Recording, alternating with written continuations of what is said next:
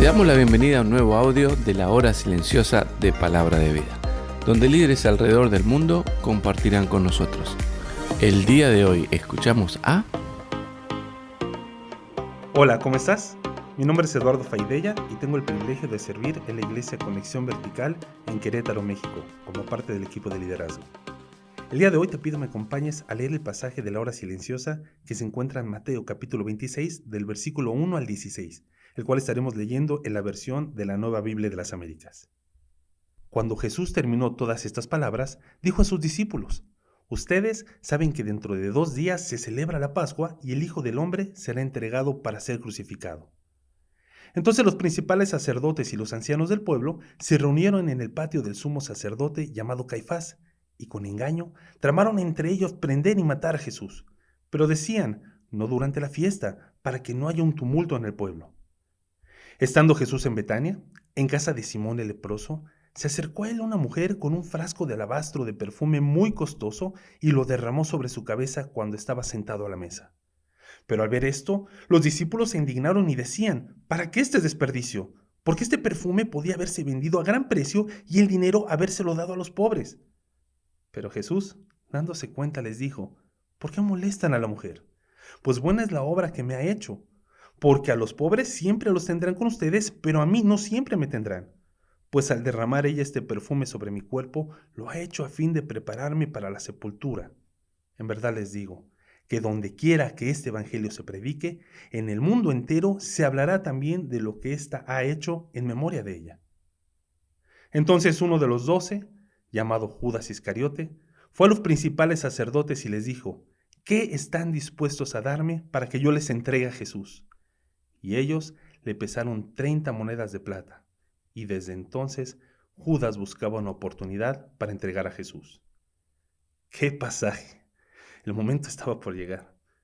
El tiempo ya casi se había cumplido y aquello que se tenía que decir por parte del Señor prácticamente ya se había dicho. Jesús había dado su último sermón ahí en el Monte de los Olivos, previo al momento culminante de su vida, y ahí se encontraba, casi al final del recorrido, después de 3 años intensos de un excepcional ministerio.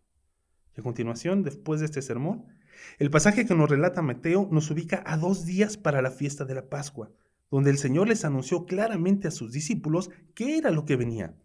El Hijo del Hombre será entregado para ser crucificado. Este tema es la clave del pasaje que acabamos de leer, y es necesario tenerlo en mente para entender lo que en los siguientes versículos Mateo nos expone por medio de 3 escenarios. El primero de ellos es el complot de los principales sacerdotes para prender y matar a Jesús. El segundo vemos la unción de Jesús en Betania.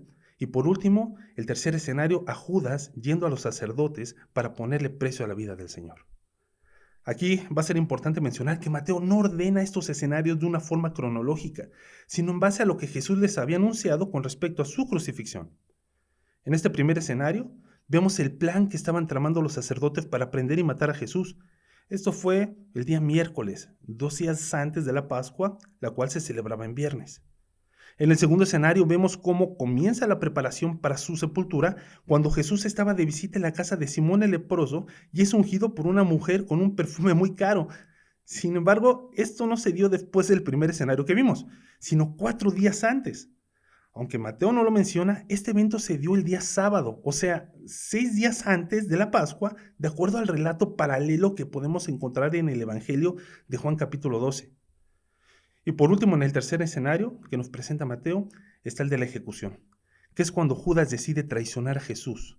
Esto seguramente fue el mismo miércoles cuando se estaba planeando su captura, y así Judas se convertiría en el medio por el cual los sacerdotes lograrían cumplir su deseo de prender y matar a Jesús. Entonces, dentro de esta sucesión de hechos, Mateo resalta principalmente a 2 personajes en su relación con Cristo, de los cuales sus acciones fueron la evidencia más clara de sus convicciones. ¿Y de quiénes estamos hablando? Bueno, primero es la mujer, esa que unge a Jesús con perfume, y el segundo, obviamente, Judas Iscariote. Son 2 personajes con 2 corazones muy contrastantes. Vamos a comenzar con el más evidente, Judas Iscariote. ¿Qué sabemos de él? Pues en realidad no mucho. Todos los pasajes que encontramos en la Escritura que hacen referencia a su persona tienen que ver con su actuar respecto a la traición a nuestro Señor Jesucristo. Aquellos pasajes acompañados de frases como el que lo iba a entregar, o el que lo entregó, o el que lo traicionó. Ahora bien, en contraste, en cuanto a la mujer, ¿quién era? Aquí sí tenemos mucha más información. Regresando al pasaje paralelo del Evangelio de Juan en el capítulo 12, esta mujer se llamaba María. Era la misma María que en alguna ocasión anterior le encontramos a los pies del Señor, escuchando sus enseñanzas, en contraste con lo afanada que estaba su hermana Marta con las labores domésticas. Es la misma María que presenció la muerte y resurrección de su hermano Lázaro por medio del poder de Dios en la persona de Jesús. Y con estos dos personajes es con quienes vemos el punto de inflexión en este pasaje. Fue ese momento y la acción que hicieron que a ambos los conozcamos tal y como los conocemos hoy en día. Es el momento justo cuando María decide utilizar un perfume carísimo para ungir al Señor. Este momento nos permitió ver en María cuáles eran sus convicciones. Sí, para los discípulos, y de acuerdo a lo que leemos ahí en Juan, y para Judas específicamente, esto había sido un desperdicio, ya que en su entender, el perfume se pudo haber vendido por una gran cantidad de dinero y así repartirlo entre los pobres. Pero para María esto no era así. Ella estaba dando lo mejor que tenía a la persona en la que creía y que había transformado su vida. En esta acción se estaba reflejando a plenitud cuál era su convicción. Y seguramente este mismo episodio estuvo rondando en la mente de Judas durante esos 4 días posteriores, hasta el momento en que él decidió traicionar al Señor. Si bien no conocemos mucho a detalle de él, lo que sí conocemos a plenitud son las enseñanzas a las cuales fue expuesto. Fueron esas mismas enseñanzas que recibieron los demás apóstoles y que el día de hoy las encontramos para nosotros dentro de la Escritura. Así que no había ninguna excusa. Pero lo que sí sabemos de Judas, de acuerdo a Juan, es que era un ladrón. Era el encargado de la bolsa de dinero de la cual robaba para sí. Y de acuerdo a sus acciones, vemos a un hombre que a pesar de haber tenido a Dios frente a sus narices y haber convivido con él, su corazón se encontraba en otra parte. ¿Cómo puede hablar Dios a tu corazón el día de hoy? ¿Tus acciones están alineadas a su voluntad? ¿Son esas el reflejo de convicciones sobre su palabra, sobre su poder y sobre su persona? Es evidente que el punto de inflexión que vimos en este pasaje tiene que ver con el dinero. La forma en la que María y Judas estaban relacionados con él, determinada por su fe, es la que los llevó a decidir sobre los recursos que estaban a su disposición. María decidió lo mejor. En cuanto a Judas y a este pasaje, me trae a la mente la enseñanza que le dejó el apóstol Pablo a Timoteo en su primera carta. Pero los que quieren enriquecerse caen en tentación y lazo y en muchos deseos necios y dañosos que hunden a los hombres en la ruina y en la perdición. Porque la raíz de todos los males es el amor al dinero, por el cual, codiciándolo algunos, se extraviaron de la fe y se torturaron con muchos dolores.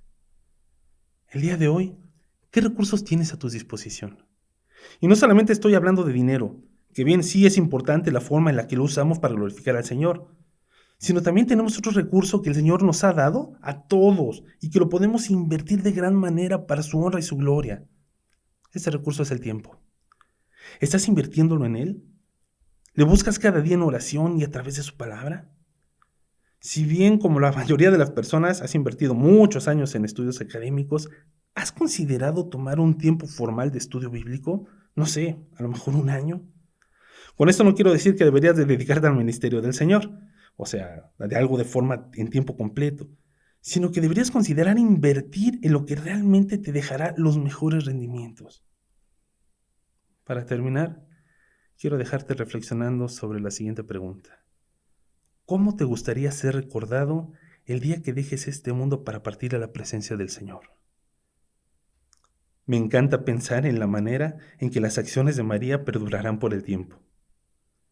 En verdad les digo que donde quiera que este evangelio se predique, en el mundo entero, se hablará también de lo que ésta ha hecho en memoria de mí. Muchas gracias, que Dios te bendiga. Gracias por escucharnos. Recuerda que este audio no reemplaza tu tiempo a solas con Dios. Te animamos a que escribas tus aplicaciones personales. Hasta mañana.